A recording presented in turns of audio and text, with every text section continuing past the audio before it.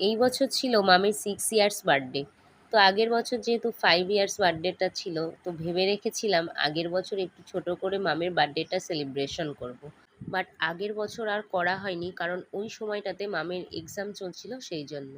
আর এই বছর মামির এক্সামটা আগে থেকেই হয়ে গেছে, সেই জন্য ভাবলাম এই বছরই একটু ছোট করে বার্থডেটা সেলিব্রেশন করা যাক। সেই জন্যই আর কি এই ছোট্ট আয়োজনটা করা। তো আগে থেকে ভেবে রেখেছিলাম মামির বার্থডে নাইটে কিছু কিছু ভিডিও ক্লিপ তুলে তোমাদের সাথে শেয়ার করব।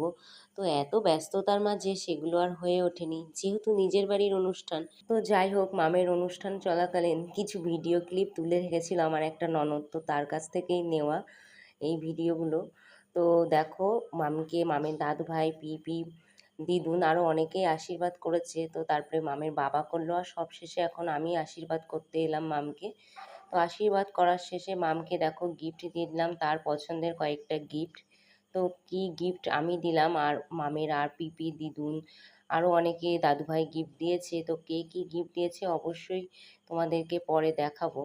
আর আমি যেহেতু মামকে মামের পছন্দ মতন গিফটগুলো দিয়েছি, তো এইগুলো পেয়ে কিন্তু মাম ভীষণ হ্যাপি হয়েছে, ওর ফেসটা দেখেই বুঝতে পারছো।